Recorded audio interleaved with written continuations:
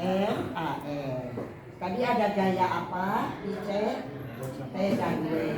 Sekarang yang dipakai di MS itu gaya yang mana? Yang dipakai di MS gaya yang mana? Gaya yang T, betul. Kenapa hanya W-nya dipakai enggak? Enggak. Kenapa hanya T aja? Karena pewarna dasar. Iya, bukan. Kenapa hanya T aja yang dipakainya di titik C? Karena gayanya yang menuju nah, itu. Kalau W menuju pusatnya, makanya enggak ditulis. Jadi FS-nya hanya diganti oleh T-nya T besar. Ya, kan T-nya T besar. Gaya tegang tali itu T besar ya. Jangan salah simbol. T besar sama dengan lihat Pak Anak. M AS-nya diganti oleh pinter. Ya, nah udah rumus T-nya hanya itu. Kayak Pak Anak pakai tinta merah di kotak. Satuannya apa? T satuannya apa? Ya, pintar. Satuannya Newton. Bagus. Ya. Ya, bagus ya. Nah, berarti dari tadi Pak Anak menulis, kamu merhatikan, tidak salah. Dengan melihat gambar. Coba sekali lagi. Kamu kamu siapa namanya, lupa ibu. So, Anis, ayeuna di titik D, di titik D. Oh, tapi Pak Anak udah nulis titik C dan D. So, sekarang mah kamu sebut aja. Kenapa titik D sama dengan titik C? Sama ibu di samping ibu. Di samping. Terus yang sama apa lagi? Sama mengarah ke pusat. Pinter. W-nya dipakai apa enggak? Nah, karena tidak ke pinter. Gitu dong. Kalau belajar teh ada hasilnya. Gitu ya? Nah, ada yang mau bertanya? Karena Pak Anak udah selesai nih. Di semua tempat udah selesai. Ada yang mau bertanya? Ya, kenapa? Saya ingin bertanya Bu, bagaimana kalau misalkan bendanya ada di luar titik istimewa Bu? Oh, gimana cara Pak Anak? Coba kamu sebutkan. Misalnya di mana menurut kamu? Ya, baru digambar.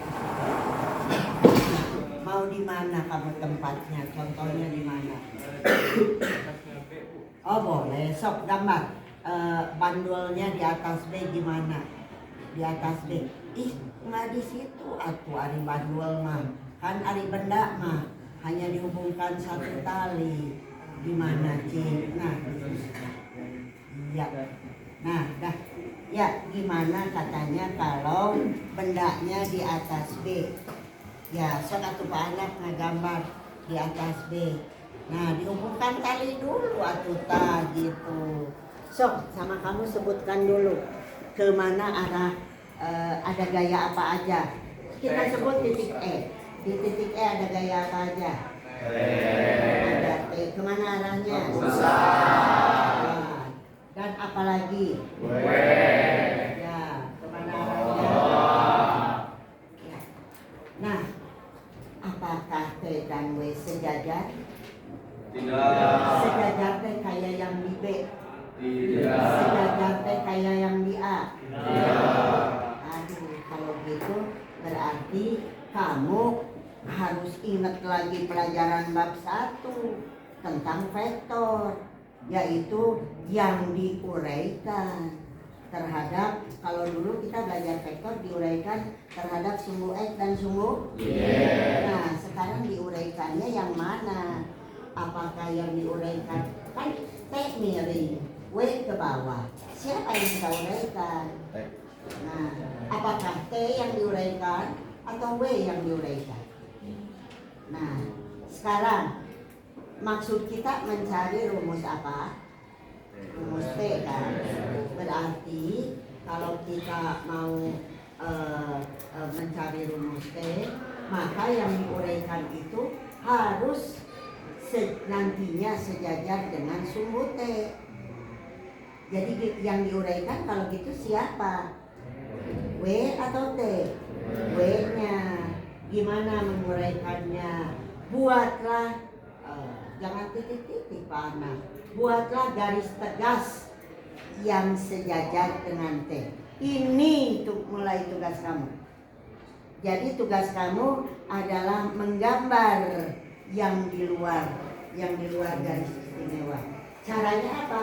Makanya nanti gambarnya jangan terlalu kecil. Kalau terlalu kecil, nanti gambarnya numpuk. Jadi gambarlah tegas, pakai mistar atau Pak Anak atau pakai mistar. Jadi harus lurus T ke bawah. Sepanjang apa lurusnya? Sampai panjang ke heula, nggak masalah.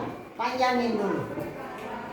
Nah kalau sudah panjang gini, nanti kalau ada lebihnya tinggal dihapus.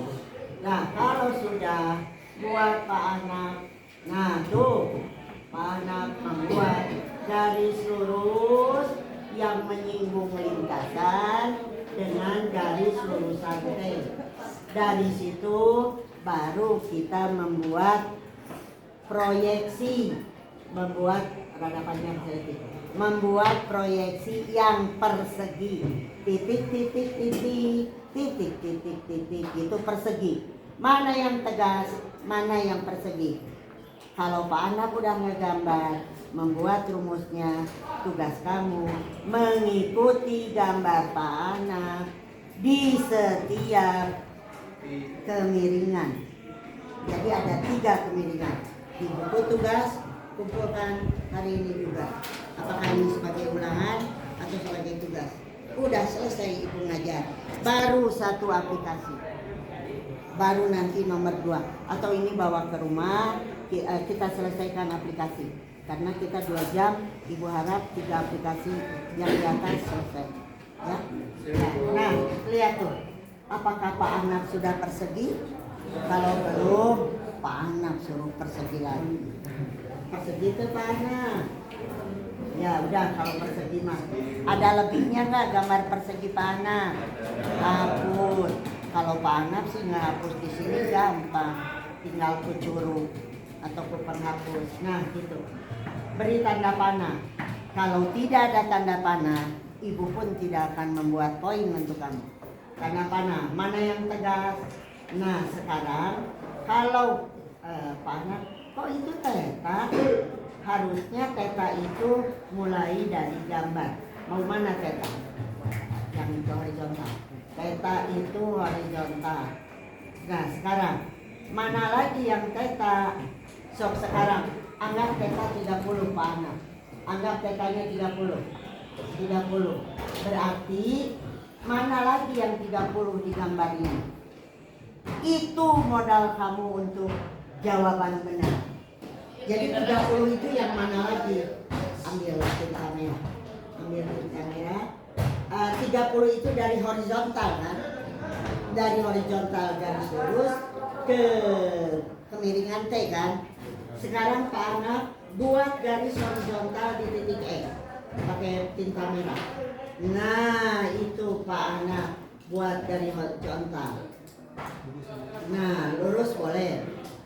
Kamu ikutin cara menentukan sudut seperti Pak Anak agar tidak salah. Nah jadi mana horizontal dan garis T? Mana? Ini kan? Coba kamu tunjukkan juga. Kamu aja. Tadi Pak Anak udah nunjukkan. Sekarang diulang sama kamu. Mana garis horizontal dengan garis T? Coba tunjukkan. Iya, maju ke depan. Pak Anak sudah nunjukin. Sekarang diulang sama teman kamu. Mana horizontal dan garis T di titik E? Ya, garis T-nya mana? Iya, betul. Jadi 30-nya yang mana? Betul. Nah, betul. Nah. Jadi 30-nya yang itu. Apakah 30 itu di luar titik-titik kotak, betul? Jadi kalau gitu, kalau itu 30, di sampingnya berapa? Di sampingnya berapa? Tunjukin aja itu. Nah, itu berapa? 60. Di samping 60 berapa? Nah, itu berapa? Pinter, kalian tuh memang pinter. Dasarnya kamu itu fisika itu memang ini jurusan teknik itu sesuai. Jadi cita-cita jurusan teknik itu sesuai. Makanya dengan ibu ikutin dari awal, ngikutin si nurut, lancar. Kamu ke depan lancar, bertanya juga ada kemauan, ada motivasi. Apalagi sih? Tidak ada yang kendala kamu ulangan tidak bisa. Tuh menentukan rumus, menentukan sudut. Segini runyamnya. Pintar. Sekarang tentukan sama kamu. Mau pakai yang 60 derajat atau 30? Bebas, boleh. 30 caranya. 30, 60-nya hapus saja. Udah, untuk sebagai contoh. Kamu kan nanti harus menggambar. Contohnya gini. Nah, kalau kamu pakainya yang 30, maka W yang itu sin atau cos, W yang sana, satu lagi. Mana yang sin dan cos? Kalau pakainya yang 30, mana yang konsep cos itu? Yang mana? Coba. Ya konsepnya kalau mau idealis, cos itu samping bagi miring, sin itu seperti itu ya, depan bagi miring. Sekarang mah langsung aja yang harus kamu ingat. Cos itu di samping, cos itu di samping. Jadi mana yang cos dan sin? Yang dekat. Kamu kan pakai, makanya tadi ibu tanya mau pakai yang 30 atau 60. Kalau 30 berarti yang dekat 30 itu yang cos. Jadi itu yang cosnya. Yang ini sinnya. Nah, udah beres. Baru sekarang Pak Ahnaf di titik E. Mau di mana? Di situ boleh. Di E.